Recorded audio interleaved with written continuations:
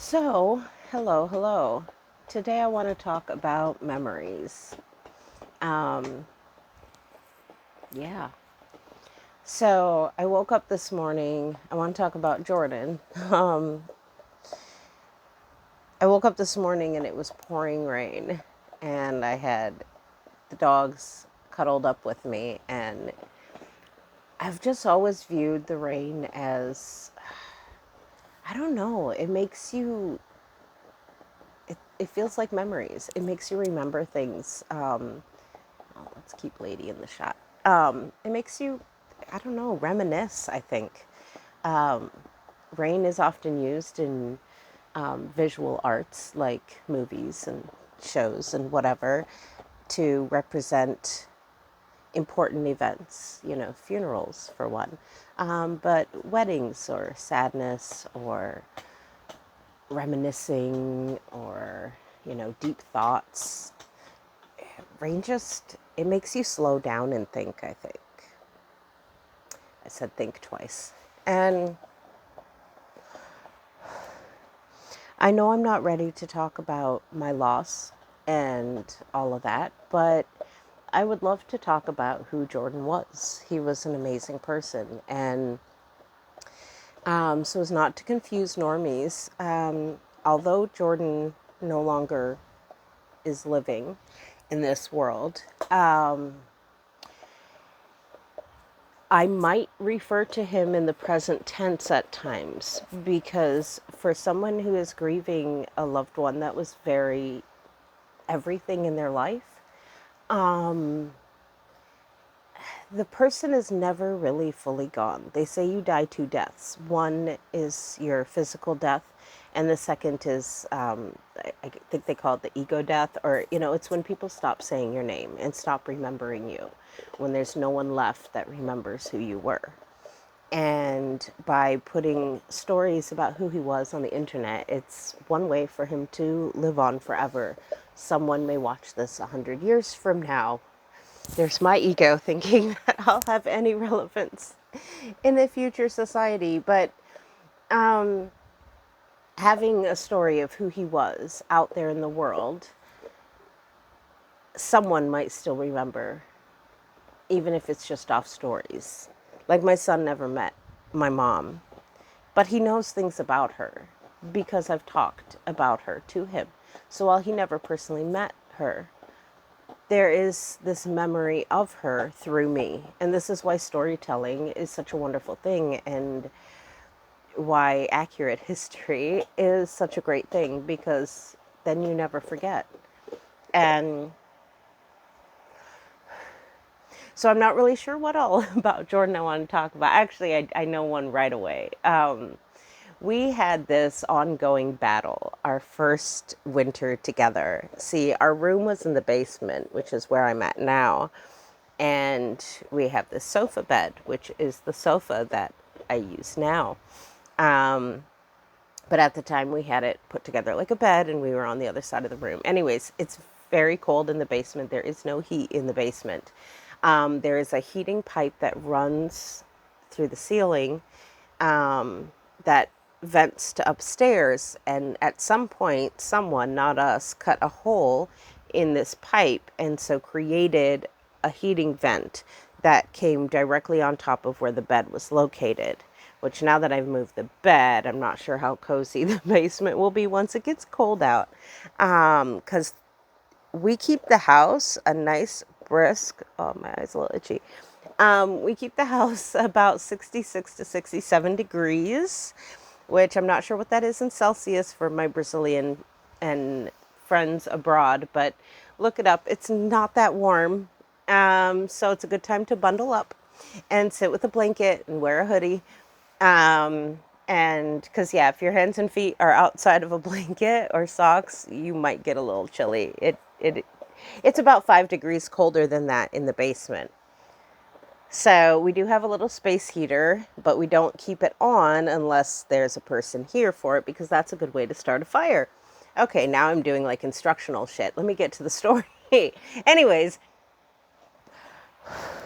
so Jordan and I had this little game we started playing. He would come home, he worked overnights, and then he would bus home in the early morning, pretty soon after we got together. And so that whole winter, he would come home really cold. Like his hands would be really cold. And then the following winter, oh, it was the following winter when he was working outside. Okay, so this was the winter of 2017 into 2018.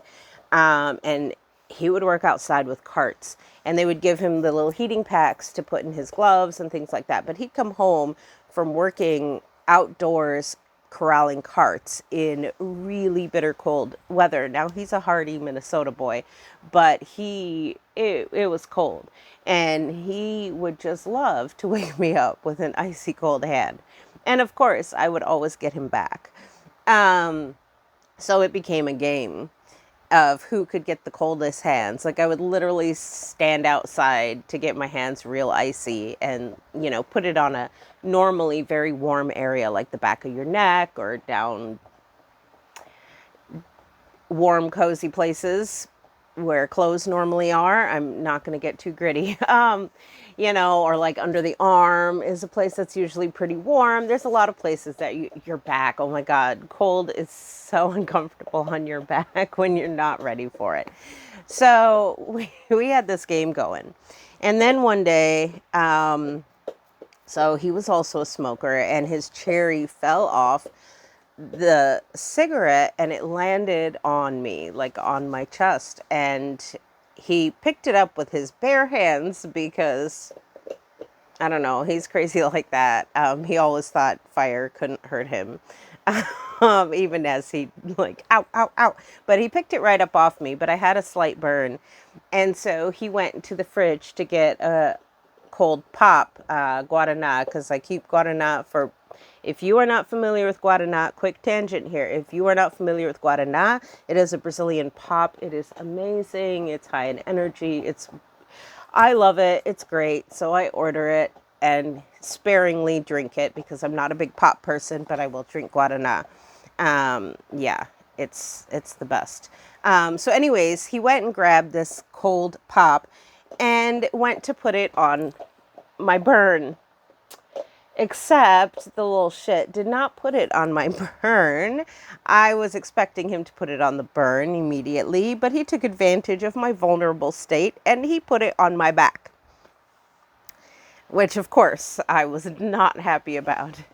And he did end up putting it on the burn. And, we put topical lotion, whatever. But anyways, I swore I was going to get him back. I was going to get him back good because, disrespectful. So I waited like 2 days. He had the 2 days off. And the night of the second day, he was going to be back to work. So while he was upstairs, I went outside and I took a big lid, like a big lid for a tote, and I scraped the snow off of my windshield, brought it inside, and I have this little bottle of dark purple glitter, ultra fine. My sister got it for me in my stocking one year. And I love it. And Jordan hates glitter. Says it's the herpes of the craft world. And he's not wrong. So I was going to get him real bad. And he came inside. And I had doused it with glitter. And it was a bit dark in the basement because we were heading off to bed. And he came down the stairs and I was holding this huge thing behind my back. I did not cover all of that lid, but for some reason he didn't see it. Unsuspecting. It was perfect. And then we walked in the room and he turned around and he had a bare chest and I just put that whole thing on his whole chest and like rubbed it in. And he was laughing. He was like, this ain't nothing. I'm fine. He's so tough. It's just snow. And then he saw the glitter. Yeah, I stepped that shit up a notch with the glitter. So then it was really on. Because he leveled up, I leveled up. Yeah, so then it was really on. So this battle was going on, man. So many cold hands at least opportune moments. It was wonderful. And I constantly had the threat. I used to joke that I kept the mace next to the bed, the glitter, the dark purple glitter. My son's friend used to call it evil purple because it's like almost black but not quite. It's my favorite shade of purple. And I kept it right next to the bed and I called it yeah, my Jordan mace. If he was ever getting too feisty, because he was a big dude, so if he ever really wanted to win a fight, he could. But he wasn't like that. But yeah, so this battle was ongoing for a while, and it culminated one day. He was trying to get me with his cold hands, and I got another bottle of glitter because I love glitter. Why this man was with me when I adore glitter as much as I do, I will never understand. So I had this big bottle of like the big flakes of glitter, and they were like iridescent rainbow glitter because my next favorite color after purple is rainbow and iridescent. Yes. So it's one of those big bottles that the lid almost looks like a seasoning lid, where one side is like big enough for a spoon to go in and the other side is for sprinkling. It's like that. So I had already slid the thing open and he didn't notice this. So he snatched it away from me and he was pulling it away and I was yanking on his arm, trying to bring his arm down so I could get the glitter. Well, finally I lost my grip on his arm because he was strong. And his arm jolted back and he dumped it all on his face. It like went all, it went in his mouth, his nose, he went, and like glitter flew out. It was surprisingly, none of it went in his fro, which that I would have felt bad. Because his fro, once glitter was in there, it was the end of the world. It was not coming out for a long time, but still to this day, this was 3 years ago, I swear, anytime I'm sweeping in this area, which now we have the couch over it, but oh my God, forever we would still find specks of glitter because he's not wrong. Glitter is the herpes of the craft world. It just sticks around. You can't ever fully get rid of it. It's always there. Why is my eye so itchy? Allergies. I just took my allergy pill, but I don't think it's fully kicked in yet. So yes, that was the battle of ice and glitter. And oh my goodness, it was fun. That was the final part of it. I mean, we occasionally did a little bit of cold hands, but the escalation stopped because I was content because he got so doused in glitter that I couldn't have done better. I never would have dumped that much glitter on him, so I was fully content. And he did it to himself, so he couldn't retaliate. I mean, I contributed, but he's the one who was holding it, and he's the one who doused it on his own face. So he couldn't really get me back for that one. So it felt like a really good way to end our battle there. So yeah, that was that. Oh boy. Okay, so let me think of something else. I have so many stories of Jordan, but I want to make sure I keep things more lighthearted and a little less serious today because I'm feeling rather content with all this rain and the doggies. And oh my God, a real quick break for doggy stories. So Thursday is my hair wash day, and normally I wash my hair a little later in the afternoon, but this morning, or by this morning, I mean around 2 p.m. when I got up because I was up late because insomnia. That will be a video at some point. But I got up quite late and I woke up to just this pouring rain, okay, which I already talked about. And I do have, so I have I have these mugs. This one says wifey, and yeah, it's backwards. Jordan got this for me. I hardly ever use it because I don't want to risk breaking it.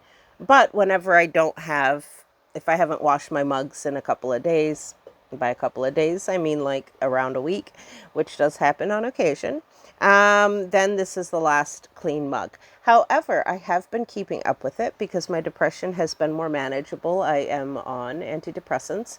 And so I do actually have a whole stack of clean cups. For my coffee, I just forgot to bring it upstairs. And after trying to lure the dogs outside in the rain to go potty, they were very opposed to the idea. Lady decided that it was not for her at all. Only seemed a little more interested, but she didn't want to go out. It was pouring rain. So I'm used to being out in pouring rain in Brazil, but this is Minnesota and it does not rain quite the same. And luckily, pouring rain, at least where the dogs are concerned, luckily, it doesn't last all that long. But they were just waking up from not going to the bathroom for a long time. So they really need to go potty. And Lady has a couple pee pads in the house that she can use, but there isn't a pee pad big enough for a girl like Only. So I was really trying to encourage her to go outside, and I figured what better way than for me to go outside. Yeah, she came out and was like, nah, you're just crazy. Like, this is not fun. Because I was like, oh my God, it's fun. Come on, outside. And she was like, okay, maybe you know what you're talking about. And she got outside and she was just like, nah, bitch, you're crazy.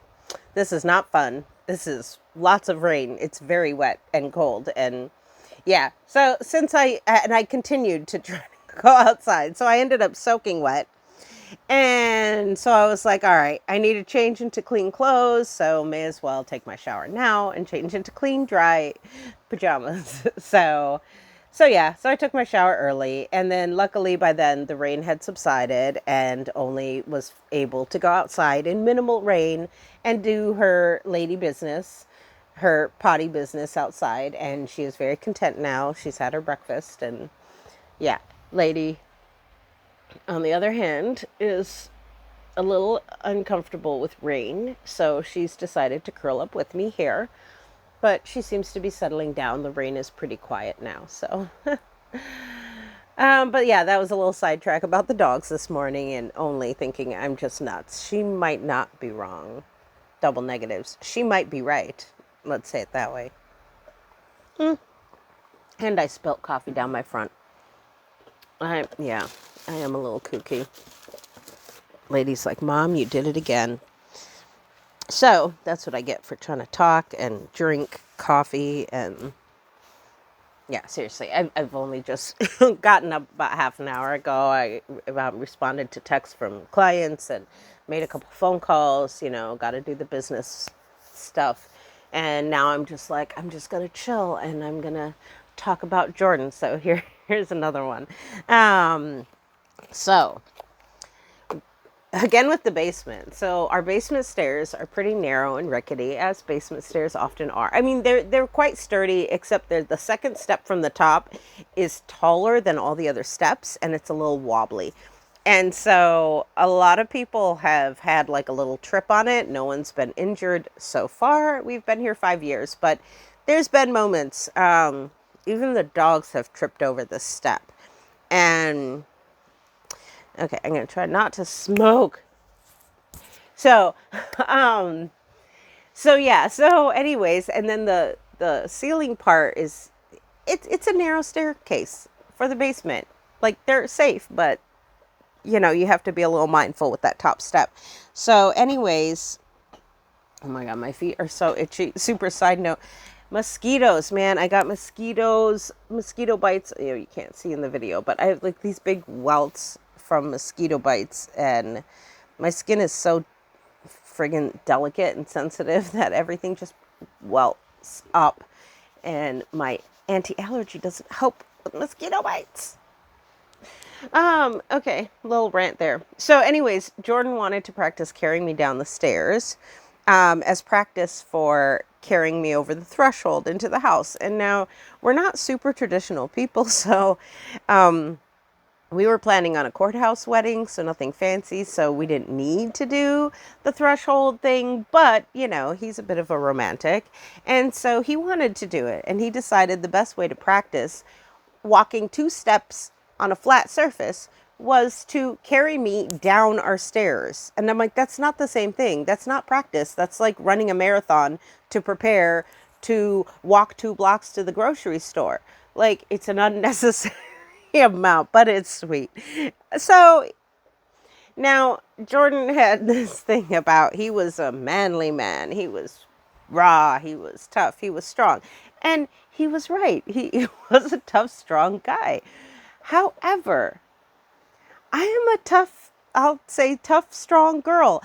In other words, I'm not a slender girl. I know my size, okay? I wish I was a delicate little flower, but I am not. I carry extra weight.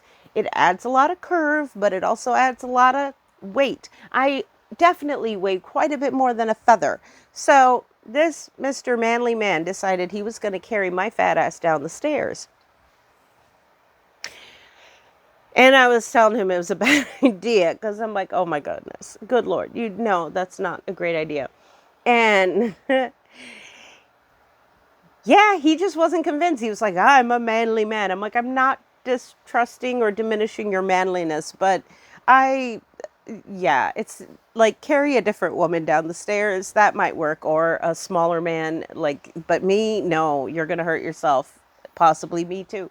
But no, he was very persistent. So he picked my fat ass up over his shoulder like this. He may have given me a smack on the ass, but he was like, we're doing this. And he takes the first step. Then you got to step down from that rickety step. He takes that second step and his knees were wobbling and it was already like not, he tried, I think it was like the third step when he stepped down from that second one, like, nah, he started crumbling. He started really slowly going down. And I'm like holding on to the sides anywhere for support. I'm trying not to put too much weight on the banister because I'm not trying to bust the banister. And we just kind of slowly crumbled onto the stairs. And yeah, it was, man, I had to make sure he didn't strain himself, pull something in his back, or hurt himself severely. He was okay. We were both okay, but oh goodness, we laughed so hard about that. That was, man, he thought he could do anything. And, you know, in all honesty, he did carry me at least part way down the stairs. And I love that he had the gumption to try. Instead of looking at my fat ass and saying, oh, hell no, I ain't doing this shit. No, he wanted to do the romantic shit. And he was like, I'm going to do this. And he made a valiant attempt. And neither of us got injured. And it's a wonderful memory that I will always treasure of when he tried to carry me down the stairs. Oh, it was great. It was really great. Oh, there's so many more stories I could tell, but the video would get long and my eye is still so itchy. I think I need to rinse it with water. So I will probably call this a video, and hopefully it gave you a little bit of insight into the person Jordan was and why he was just a love. He really was. And he is missed all the time. But I'm really glad that lately I'm able to remember more of the happy times than just the way that he left the world. No one wants to be remembered for one action in their whole life. You know, every person is an amalgamation of a bunch of things, a bunch of events, actions, just their life, you know, so many different things. No one wants to be defined by one single action for their whole life. So I don't want the way that he died, while it is an important thing to discuss, and I will discuss it, but that's not the only thing that matters in his life. His whole life mattered, and he did so much. And he was such an amazing person. And now I'm going to make myself cry. But yeah, no one's just one part of their life. It's a whole collection of little tidbits that make them who they are. And when they leave that little lingering tidbits of who they were for everyone to treasure. So, yep, I should have stopped the video a few minutes ago. I was doing so well. Anyways, I will say ciao, and until next time. Ciao.